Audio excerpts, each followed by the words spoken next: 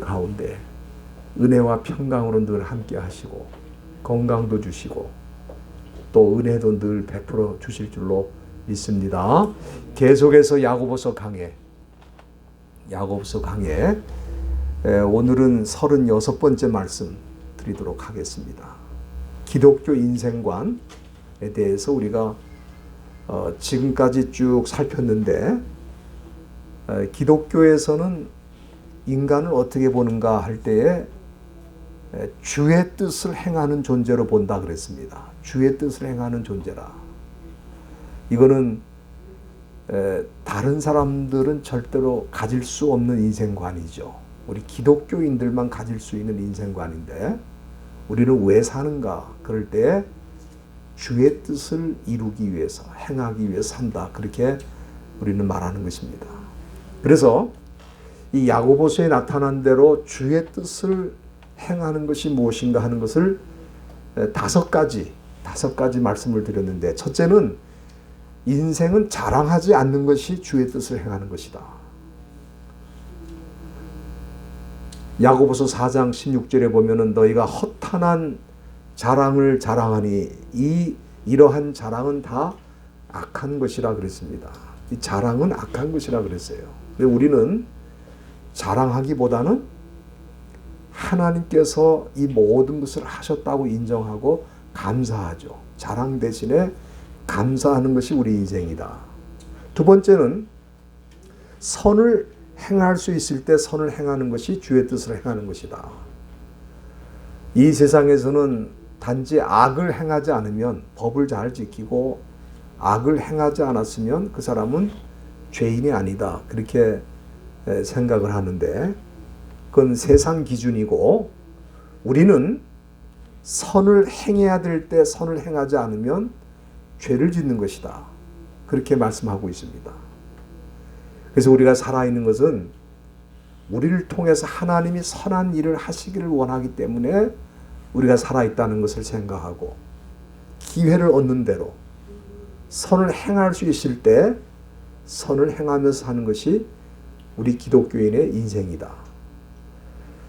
또 세 번째는 선한 부자가 되는 것이 주의 뜻을 행하는 것이다. 우리 선한 부자라는 것은 아무리 재물이 많아도 하나님을 의지할 수 있으면 선한 부자죠. 돈이 많기 때문에, 부자이기 때문에 사실은 재물, 돈 의지하고 살 때가 많습니다. 그러나 재물이 아무리 많아도 나는 하나님을 믿고 하나님이 이 모든 것을 주셨다고 인정하고 믿고 나가는 사람은 그 사람 선한 부자고, 그런 사람들은 자기의 재물을 가지고 선한 사업에 힘쓰고 나눠주기를 힘쓰게 된다 하는 것을 말씀드렸습니다. 그리고 네 번째는 우리는 다른 사람의 죄를 감당할지언정 다른 사람에게 죄를 뒤집어 씌우지 않는 것이 주의 뜻을 행하는 것이다. 그렇게 말씀드렸습니다. 이 세상은 다른 사람들에게 죄를 뒤집어 씌우는 일에 능합니다. 그래서 우리가 어떤 데 보면은 정말 억울하게 그 죽음을 당하는 사람들이 많아요. 죄를 진 건 아닌데 죄를 뒤집어 쓰고 죽음을 당하게 되는 일이 많습니다. 우리 믿는 사람들은 그런 일을 하지 않을 뿐만 아니라 오히려 다른 사람의 죄도 나의 죄처럼 생각하고 회개하며 감당하는 그런 사람이 되어야 된다 하는 말씀을 드렸고요. 지난번에는 우리가 어떤 어려움을 당해도 끝까지 인내하는 것이 주의 뜻을 행하는 것이라는 말씀을 드렸습니다. 7절 말씀에 보면은 형제들아 주의 강림하시기까지 길이 참으라. 5장 7절이죠. 우리가 한 번, 두 번 참는 거는 누구나 할 수 있는데 여기 길이 참는다 그랬습니다. 오랫동안 참는 것입니다. 끝까지 참는 것입니다. 우리가 그렇게 인내하는 삶을 살려면은 두 가지가 요구된다 그랬습니다. 첫째는 재림신앙. 8절 말씀에 보면은 너희도 길이 참고 마음을 굳게 하라. 주의 강림이 가깝다 그렇게 말씀하셨어요.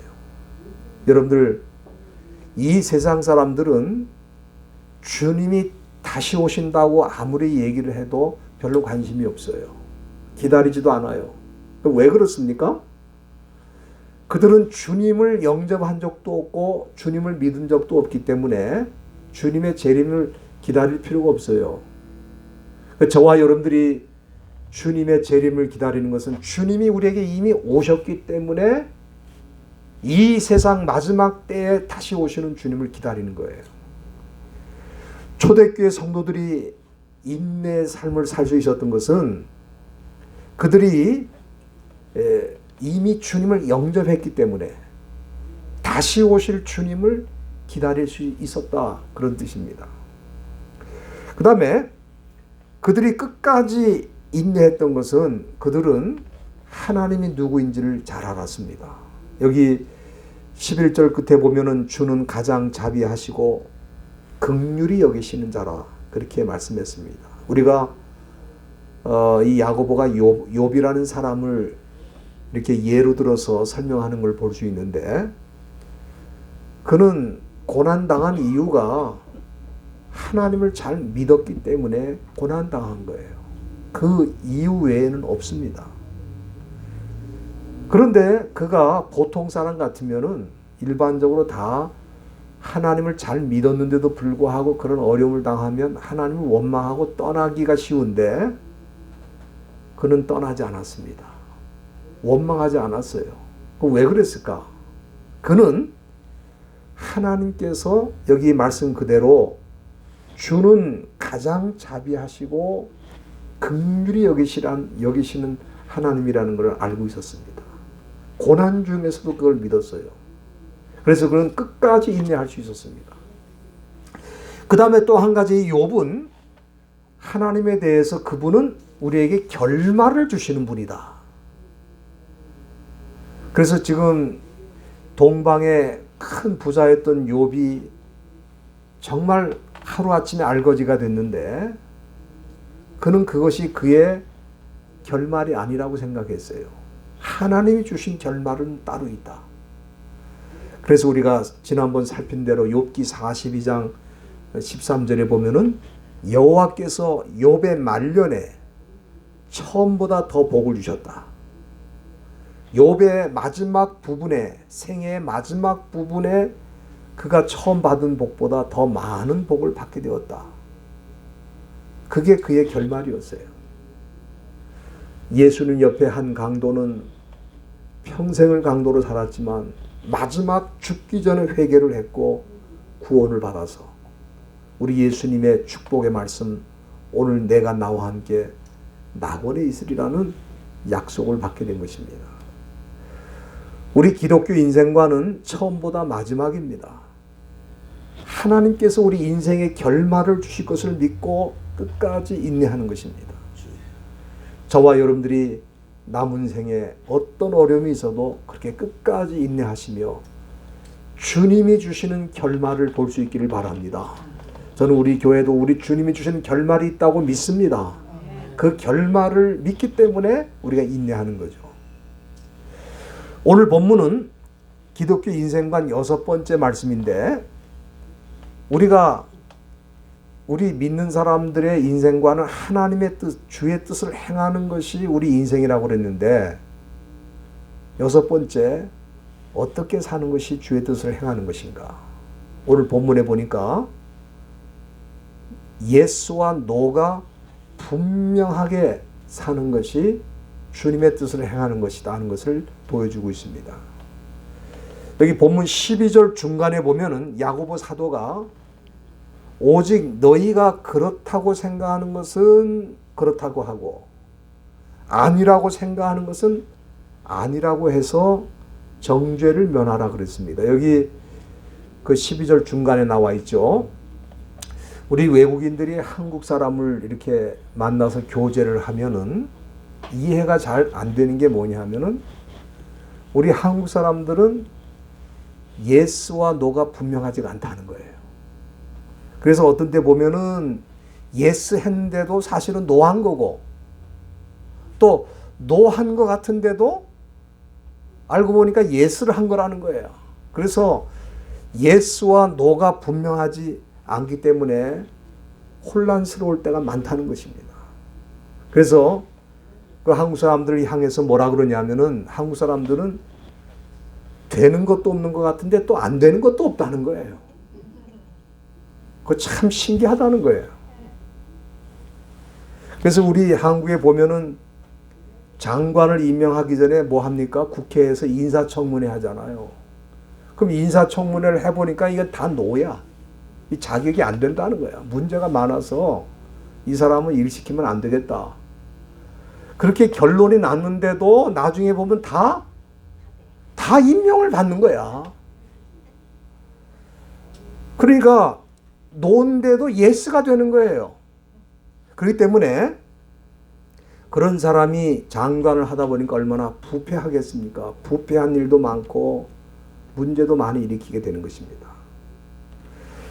저는 한국 사람들이 이렇게 예스와 노가 분명하지 않게 된 것은 유교의 영향이 크다고 생각합니다.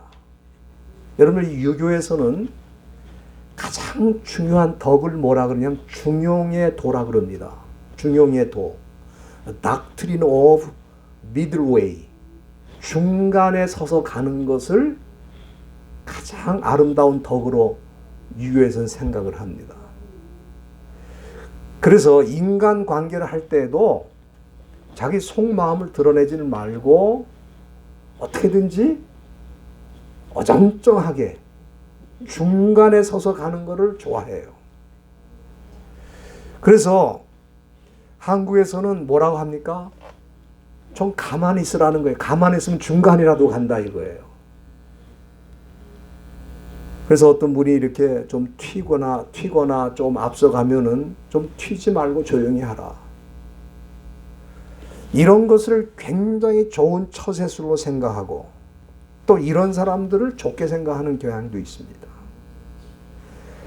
그래서 어떤 사람들은 이 성경도 이 중용의 도를 가르치고 있다 그렇게 주장하는 사람들이 있어요.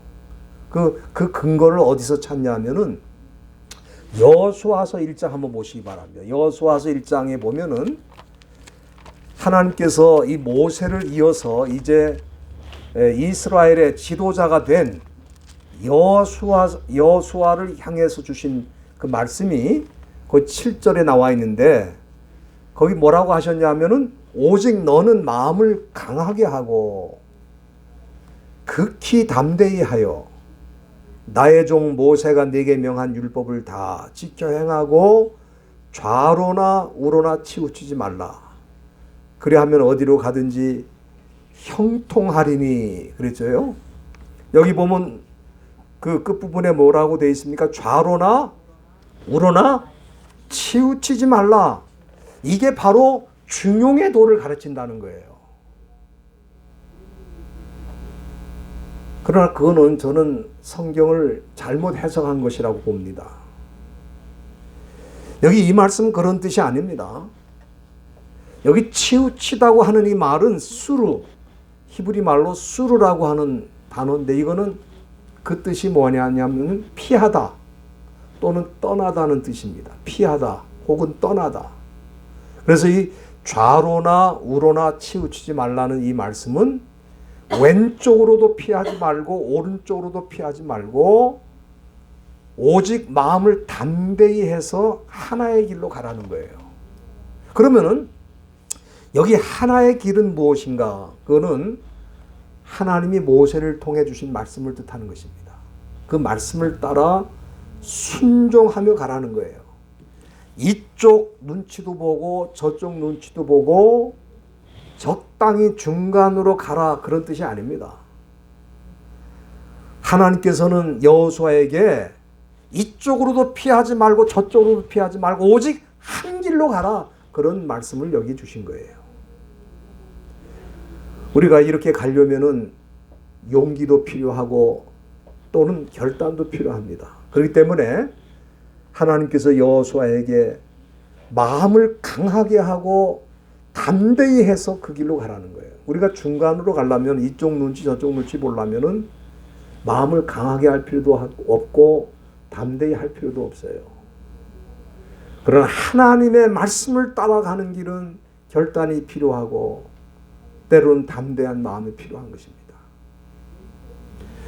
여러분들 그렇기 때문에 여호수아는 평생 이 말씀 그대로 오직 하나님을 바라보고 하나님의 말씀대로 살았던 거죠.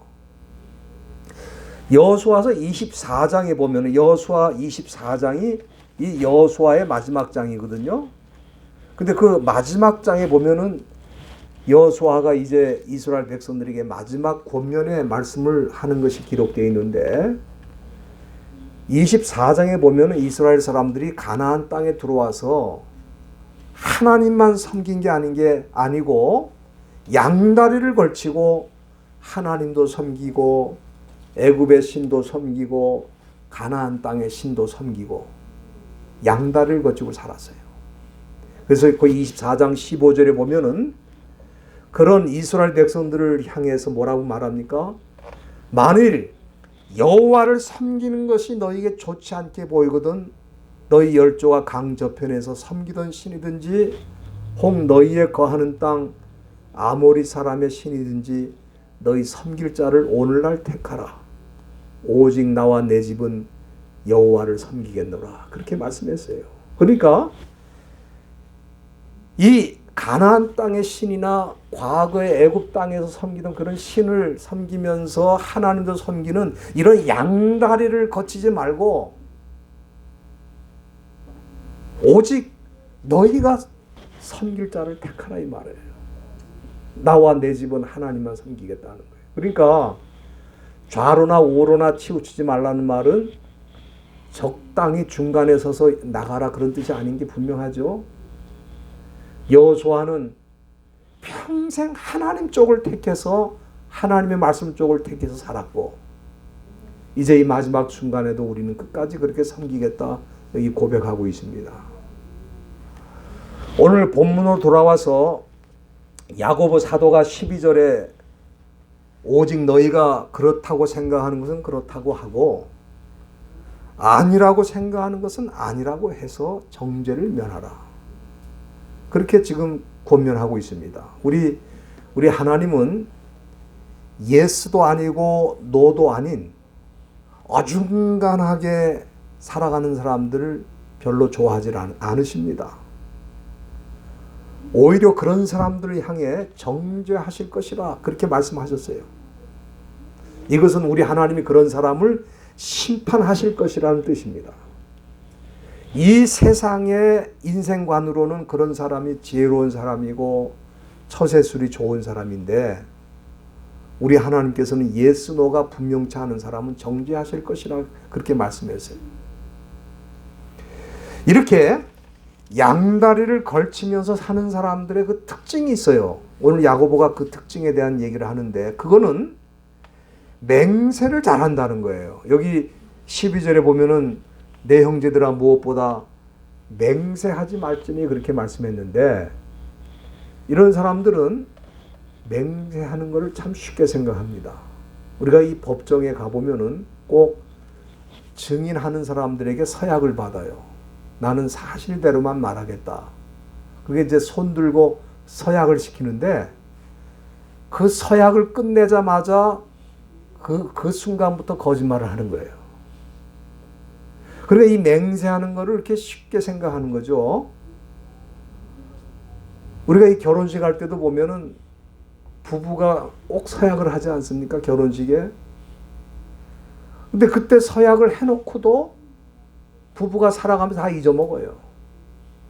그래서 서약을 지키질 않습니다.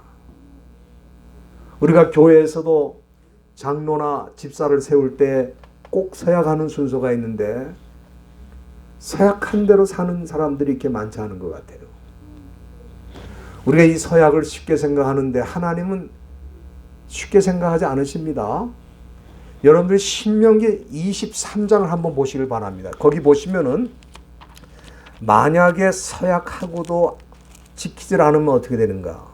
23장 21절에 보면은 내 하나님 여호와께 서원하거든 갚기를 더디하지 말라. 내 하나님 여호와께서 반드시 그것을 내게 요구하시리니 더디면 내게 죄라, 그렇게 말씀했습니다. 우리는 그저 언젠가 갚으면 되지, 우리 하나님께서는 그게 아니라 더디 하는 것도 책임을 묻겠다고 그랬어요. 그러니까 서약하고 지키지 않으면 그건 말할 것도 없는 거죠. 제가 아는 분인데 이분이 교회에서 장로로 선출됐는데 장로 임직을 사양하는 거예요. 그래서 왜 사양합니까? 그게 물어보니까 자기는 서약한 대로 지킬 자신이 없다는 거예요, 지금은. 그래서 서약했다가 지키지 못하면 무슨 소용이 있습니까? 근데 일반적으로는 그렇잖아요. 서약을 했다가도 내가 못 지키는 한이 있어도 임직은 내가 한다. 그게 일반적으로 이렇게 생각하는데, 이 사람은 자기가 서약한 걸 지킬 수 없는 사람이기 때문에 자기는 서약하지도 않을 거고 직분을 받을 수 없다는 거예요. 그래서 끝까지 안 받더라고요. 오늘 본문 12절에 보면 초반절에 야고보 사도가 뭐라고 그럽니까? 내 형제들아 무엇보다 맹세하지 말라. 하늘로도 땅으로도 아무 다른 것으로도 맹세하지 말라. 왜냐하면 맹세는 잘하고 지키지 않기 때문에 그럴 바에는 하지 말라는 얘기죠. 우리 예수님도 똑같은 말씀을 하셨어요.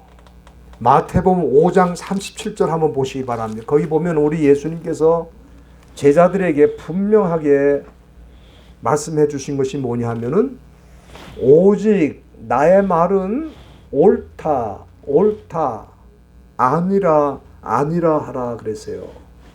5장 37절에 분명히 그렇게 말씀하셨죠. 만약에 그렇게 하지 않으면은 그건 악으로 쫓아납니다. 옳은 것은 옳은 것이고 아닌 것은 아닌 것입니다. 옳은 것도 아니고 틀린 것도 아니고 애매한 태도를 취하지 말라는 뜻이죠. 이렇게 양다리를 걸치는 행동에 대해서 우리 예수님은 그거는 악한 마음으로부터 나온다 그랬어요.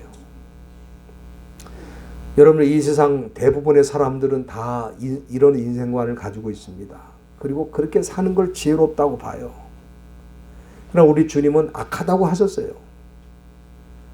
세상 사람들이 그렇게 사는 것은 이해가 되는데 오늘날 이 시대에 많은 크리스천들이 옳은 것도 아니고 틀린 것도 아닌 애매한 태도로 사는 경우가 많습니다. 저는 이렇게 사는 이유가 성경적인 세계관 교육 또는 인생관 교육을 우리가 잘 받지 못해서 그렇다, 그런 생각이 들어요. 그렇기 때문에 기독교가 타락하고 또 약해지는 것입니다. 마태복음 6장 24절에서 우리 예수님은 제자들에게 한 사람이 두 주인을 섬기지 못한다 그랬어요. 우리는 세상 신도 섬기고 하나님도 섬기고 그럴 수가 없다는 거예요. 둘 중에 하나지. 그러니까 우리 예수님의 말씀에 근거해서 설명드린다면은 우리가 세상에도 한 발, 주님께도 한 발 그렇게 살아가는 것은 사실은 주님을 믿지 않는다는 뜻입니다. 우리는 양다리를 걸치는 것을 세상 사람이 좋아하기 때문에 우리도 그렇게 하려고 생각하는데 우리 주님 그것을 하나님을 섬기는 거라고 생각하지 않아요. 그런 태도로 하나님을 섬기는 것은 악하다고 보시는 것입니다. 그렇기 때문에 세상에서 강조하고 있는 중용의 도는 그건 기독교 사상이 아닙니다. 그건 유교의 사상이에요. 그거는 편리한 인생관 처세술처럼 보이지만 기독교 세계관은 아닙니다. 하나님께서는 그의 백성들에게 노와 예스를 분명히 하면서 살라는 거예요. 우리가 주 1세기 초대교회 성도들을 보면은 그들은 예수를 믿는 거 하나 때문에 위협을 당하고 고난을 당하고 때로는 죽음을 당했습니다. 그래서 많은 교인들이 순간적으로 죽음을 두려워하기 때문에 애매한 입장으로 자신의 마음을 애매한 입장으로 표현해가지고 배교할 때가 많았습니다. 그러나 그런 어려운 시대에도 초대교회 성도들은 끝까지 죽음을 각오하고 그리고 예수를 믿는 것에 대해서 분명하게 예스라고 하면서 한 길을 걸었습니다. 그럼 그렇게 할 수 있었던 그 원인이 뭔가? 우리가 이 마태복음 10장에 보면은 그렇게 할 수 있었던 그 원인이 나와요. 여러분들 10장 한번 다 펴주시길 바랍니다. 마태복음 10장에 보면은 두 가지를 우리 예수님께서 말씀하셨는데, 먼저 10장 28절에 보면은 그들은 하나님이 어떤 분인지를 알았습니다. 여기 보면은 몸은 죽여도 영혼은 능히 죽이지 못하는 자들을 두려워하지 말고 오직 몸과 영혼을 능히 지옥에 멸하시는 자를 두려워하라. 그러니까 그 사람들이 이렇게 어중간하게 신앙을 가질 수가 없었던 이유가 그들이 믿는 하나님이 어떤 분인지를 알았기 때문에 그래요. 그들이 신앙을 바로 가질 때 세상의 권력자들은 그들을 핍박하고 죽일 수 있었습니다. 그러나 그들의 육체의 생명은 뺏어갈 수 있어도 그들의 영혼을 멸할 수는 없었습니다. 그렇기 때문에 그들은 어떤 어려운 환경 속에서도 중간에 애매한 입장을 취하지 않고 하나님을 믿고 또 주 예수님을 믿는 신앙을 확실하게 표현한 거예요.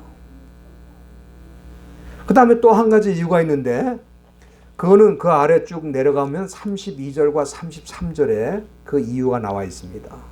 그건 예수님께서 뭐라고 얘기했냐면은, 말씀하셨냐면은, 사람 앞에서, 누구든지 사람 앞에서 나를 시인하면 나도 하늘에 계신 내 아버지 앞에서 저를 시인할 것이요. 누구든지 사람 앞에서 나를 부인하면 나도 하늘에 계신 내 아버지 앞에서 저를 부인하리라. 이 말씀 때문에 그래요.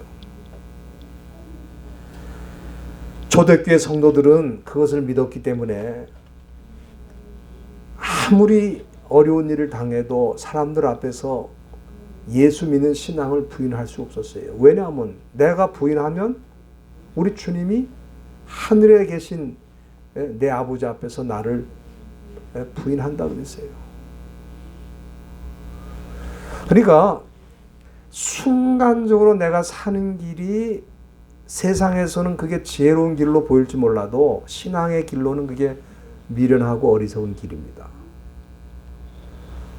오늘 이 본문에서 야고보는 분명하게 우리에게 가르쳐주는 교훈이 뭐냐면은 가짜로 살지 말고 진짜로 살라는 거예요. 제가 늘 말씀드린 것처럼 야고보는 가짜 신앙인과 진짜 신앙인이 어떻게 다른지를 보여준다고 말씀드렸죠. 오늘 본문에서 가짜 신앙인은 누굽니까? 예스와 노가 분명치 않은 사람이 가짜인 거예요. 그 반대로 진짜 신앙인은 예스와 노가 분명합니다. 우리 하나님의 뜻에는 예스, 세상에는 노. 하나님을 믿는 신앙 앞에서는 예스, 우상 앞에서는 노. 이 예스와 노가 분명하지 않으면 우리는 가짜로 살다가 가짜 인생으로 끝나는 거예요.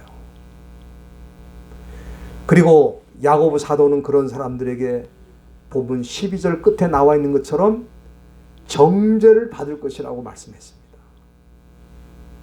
그러니까 평생 신앙생활을 한 것 같은데 결론은 뭐예요? 정죄를 받는 거예요. 이거야말로 가장 불쌍한 사람이 아닌가 싶어요.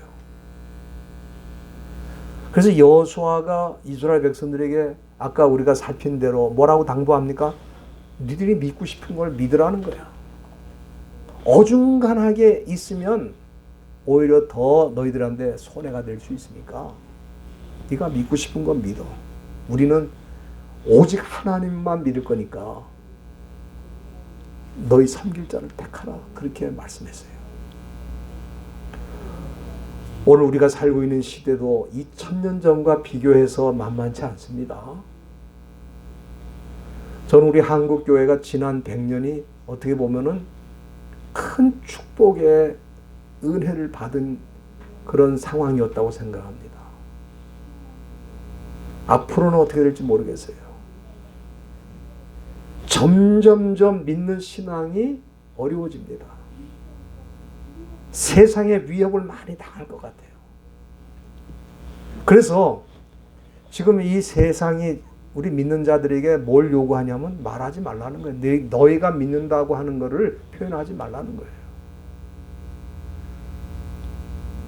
거리에 서서 복음을 전하지도 말고, 또 이미 다른 종교를 갖고 있는 사람들한테 가서 다른 종교를 믿으라고 말하지도 말고, 너희들이 믿는 거 있으면 너희들 조용히 그냥 믿으라는 거예요. 표현하지 말라는 거예요. 우리가 볼 때는 이 세상에 자유가 넘치는 것 같은데, 이 신앙의 자유, 영적인 자유는 점점점 어려운 상황에 있습니다. 여러분, 특별히 우리가 모슬렘권에 가면은 그 모슬렘 사람들의 특징이 뭐냐면은 자기들은 어디든지 가면은 그 자유가 있다고 그래가지고 자기가 믿는 거를 다 표현하고 주장을 해요. 그리고 자기들이 믿는 거를 반대하는 사람은 가서 보복을 합니다. 기독교인들은 자기가 믿는 걸 표현도 못하고, 또 다른 사람에게 믿으라고 권면도 못하고, 어중간하게 서서 자기 신앙의 상태가 점점 무너지고 있는 것도 모르고 지금 앞으로 나갈 때가 있습니다. 어려운 상황에 있어요. 그러나 저는 우리 기독교 인생관을 분명하게 가진 사람들은 예스 할 때는 분명히 예스하고 노 할 때는 분명히 노합니다. 세상이 우리에게 신앙을 부정하거나 핍박할 때 우리는 당당하게 우리 신앙을 표현하고 또 설명해야 돼요. 오늘 저는 그렇기 때문에 사도 바울이 너희의 그렇다 하는 것은 그렇다 하고 아니라 하는 것은 아니라고 해서 죄 정함을 면하라고 하는 이 권면의 말씀을 우리가 깊이 생각을 해야지 이 마지막 때에 이길 수 있지 않을까 그렇게 생각하고, 저와 여러분들이 다 그렇게 분명하게 하나님이 보여주신 한 길, 하나님만 믿고 그 말씀을 따라가는 그 길에 분명히 서서 나가시기를 주님의 이름으로 부탁드립니다. 기도하시겠습니다. 하나님 아버지,